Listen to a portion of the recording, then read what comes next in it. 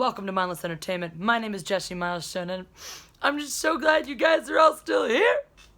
Took a lot of hate for my Game of Thrones video yesterday. Took a lot of hate. I lost at least 7 subscribers, possibly as many as 13. I don't know how I made it. I don't know how the channel is still here. It's a miracle. Wow. Anyway, I figured that, since that horrible fallout and all of those mean words that hurt my feelings so much because I'm so easy to wound, that I should just stick to what works and bitch about Brie Larson some more. Mostly because it makes SJWs angry, and because I was watching that Star Wars girl. She dropped a Brie Larson video. That Star Wars girl is the anti-Brie, like the same way that there's an antichrist in the Bible. If the Bible was life and Brie were Jesus, there's no right, correct world in which that would happen. But let's just say this is a weird, twisted hell on earth in which Brie is Jesus, and it would be the anti-Brie. That made sense in my head. Anyway, so I'm watching Anna destroy, in this case, not Brie Larson as much as her Psycho fans, which was a delight, so you should go check that video out if you haven't. And one thing Anna encouraged me to do over and over again is research. Understand the material upon which I'm commenting. I'm like, you're right. So when people are like, "Dude, why do you spend so much time reading about Brie Larson?" The answer is research. The answer is, I'm not going to stop making videos shitting on Brie Larson because they are very successful videos that I enjoy making and y'all enjoy listening to. So I'm not going to stop making them, but I'm not going to make them like an ignorant fuck. I'm going to do my research. I'm going to do my research and bring you researched hatred of Brie Larson. And so I'm doing some research, and I came across what must be the absolute most closed-minded, pig-headed, insensitive, heinous thing that Brie Larson has ever said. And I'm not exaggerating. If you can find me a worse thing than this that she said, I will be quite frankly fairly devastated, because that will mean that there is a worse thing than this that she said, and it would have to be worse than this. Now, before I read this thing for you, I'd just like to point out, though, that as horrified as I am by this statement, because no right-thinking person should say this aloud, I also called it. But I call it in a sense like, this is a thing that you can feel. You keep that shit to yourself. Right? I called it. I said, in one of my videos, I think we went to the unicorn store, something to do with that. Something about that. And I was discussing Brie Larson and her deep insecurities, and how there are certain roles that I think that she plays well. Because in her mind, she does. Those struggles are her struggles. Somehow. That somehow, in her mind, the suffering that she's undergone by people don't always understand me in my life as a famous Hollywood person. She somehow thinks that is the same as real hardship. So let me read this to you. And it's a short quote. I normally would have memorized it, but every time I read it, I just get so blinded by rage that I want to punch a baby. So I haven't been able to focus enough to digest it. Let's hope I don't throw my laptop across the room because it's up here with the thing. Speaking of, this quote is in relation to the film Room that she made. The film Room that she made about a 17-year-old who was kidnapped and kept in a shed and raped repeatedly and had a child by this rapist dude, and then ultimately escapes and has to deal with the emotional fallout of having this rape child and readjusting to the real world now as a mid-20s human. So, in an interview with The Hollywood Reporter regarding this, she says, I quote, "I can't help but trip out about how similar my life is to Room. It's me wanting to stay in my own little bubble and remain anonymous and invisible, and at the same time needing to step up to this hand that I've been given." What?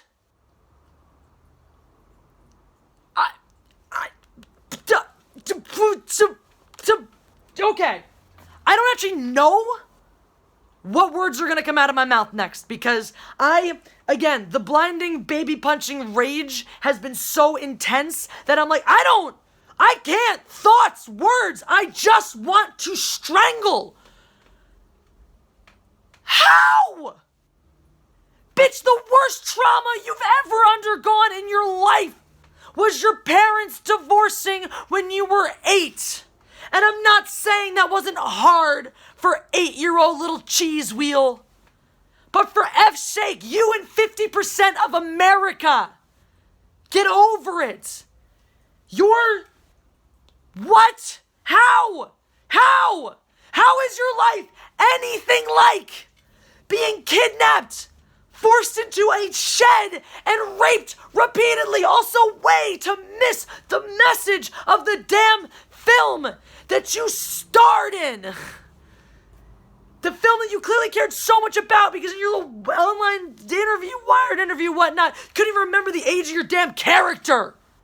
That you did so much research to bring to life. And look, I still think Brie Larson did a fine job in Room, and this is exactly why, because she legit believes this.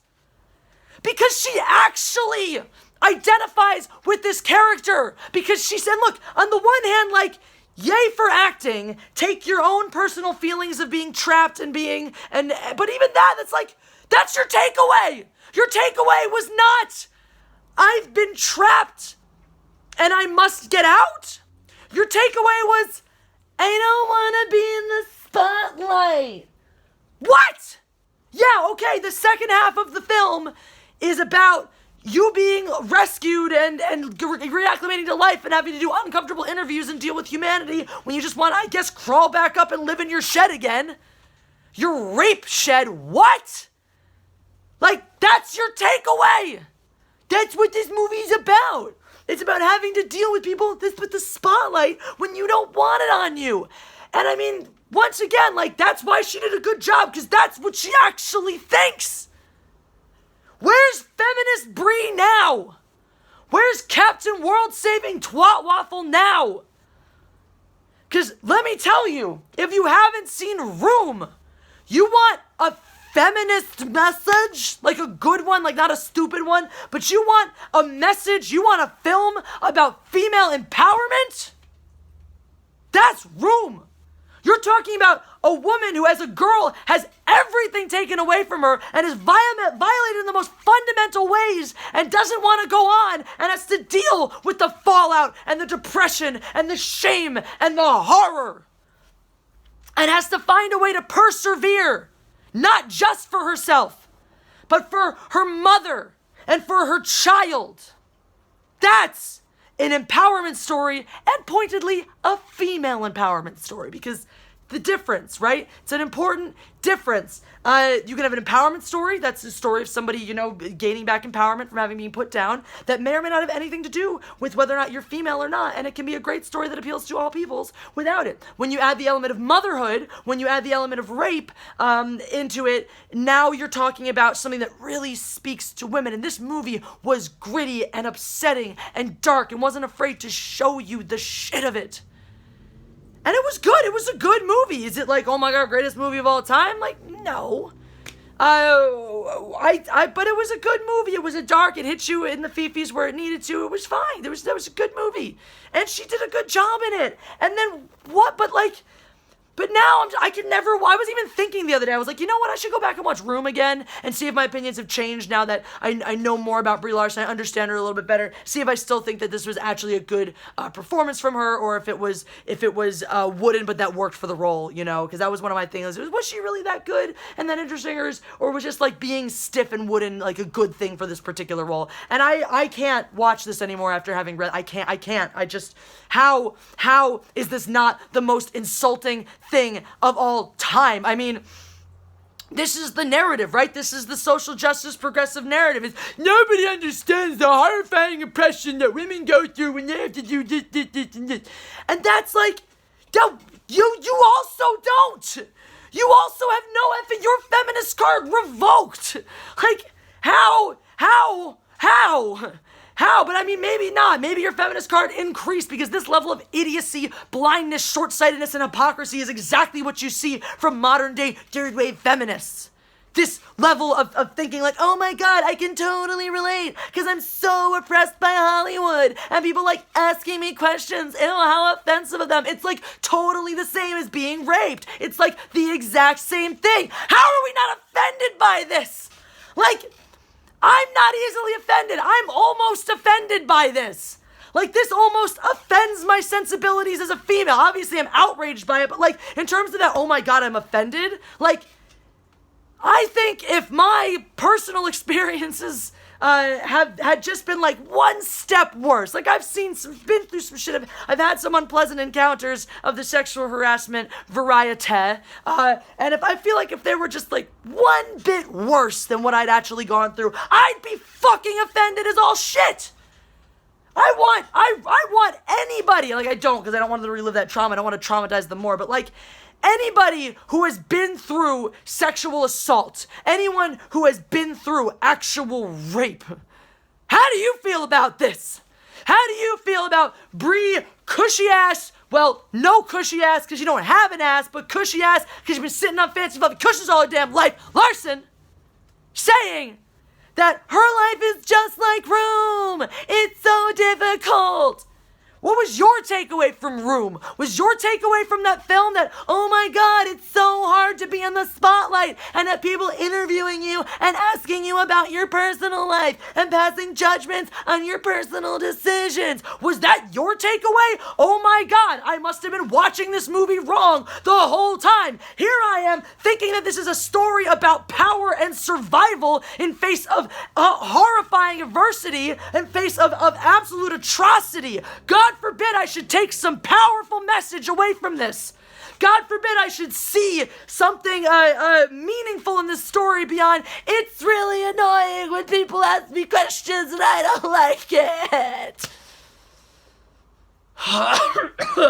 I'm allergic to talking about Brie Larson. I can feel the tickle in the back of my throat's closing up. My body's like, get the poison out! Get the poison!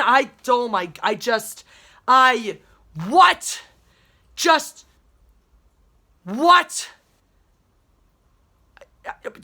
Anytime you might be thinking, well, Brie Larson seems like she might not be that crazy. She might be a reasonable. It may be unreasonable that we're all shitting all over her all the time. Just remember that she thinks that her life as a Hollywood starlet from the age of 8 is just like being kidnapped at 17, put into a shed, raped, forced to have a baby, and then forced to reacclimate with the regular world when your own father rejects you and your mother struggles dealing with her grandchild. Think about that. Think about, miss, the worst thing that happened to me was that daddy left. This is my favorite. She's like, I was so broke one year, I was selling things on eBay for Christmas presents. Like, as in because this particular year, she did 3 independent films and no real major Hollywood. Do you know how happy I would be if I did 3 independent films in a year? Get some perspective, woman. Get some goddamn perspective. Because you have none. You don't have the right to be anybody's hero saying shit like that. Nobody's hero, except for maybe like the rape guy who kept you in the shed in the movies. Hero, I guess. No, nobody should look up to you. Nobody should idolize you because you are not a story of overcoming trials and horrors and hardships. You are not the story of an empowered woman living your best life and being successful on your terms. You are a story of a privileged, snot-nosed, insecure woman who never had normal experiences with other people growing up and therefore doesn't know how to interact with them or take their feelings or needs into account. That's who Brie Larson is. If that's your role model, I mean, go figure if it is. That's the kind of damn world we live in. That's the kind of people we want to look up to. People who didn't have to work, who were handed everything and told they were special from the time they were little kids, and they believed it. And then they were special, and they got an Oscar when they were 25. The end. That's who we want as our role models. That's who we want as our heroes. No effing thank you. No effing thank you. And Brie Larson, I hope one day you look back at the interview in which Chris Hemsworth compared you to Tom effing Cruise, one of the most hardworking actors, the man who does so many stunts, it's ridiculous. The man who learned to fly a helicopter at the age of, 1,000? He's immortal, let's be honest. For his last Mission Impossible movie, and yet still manages to look like he's 30. Right? Remember when Chris Hemsworth compared you to that man, because that is the highest praise you will ever receive. You did not deserve that. You do not deserve any praise whatsoever. You deserve to be exposed for your crap-ass statements, for your insecurities that you foist upon everyone else to make them miserable because you refuse to deal with them yourself, for your naivete, for your total lack of understanding about the world around you and the real people in it. That's what you should be called out for every day. Anger. That's how I feel. Anyway, if you enjoyed this video, press the like button. It's there for you to oppress or harass or kidnap and put in a shed for 7 years. I don't know. Just make sure if you're putting it in the shed, you are depressing it so it lights up blue. That analogy got really weird. Anyway, if you enjoyed this content, there's the video popping up. It says, get involved with me. That's different ways to find out about my Patreon, my Instagram, also my social media. I'm on Twitter at Jessie Milestone, on Instagram at Mindless Entertainment. You can buy my new t-shirt designed by that Star Wars girl, Jessie Shot First. Bam! And subscribe to my channel, LA Cheesesteak Reviews. It's the best new channel on YouTube. It's a bunch of Philly a-holes talking about cheesesteaks, including me. I'm a Philly a-hole. Hooray! Anyway, I love you guys so much. I can't do this without you, so thank you so much. All of your comments, all of your shares, all of your interaction helps so much more than you know, and I'm ever grateful for that. God Empress out.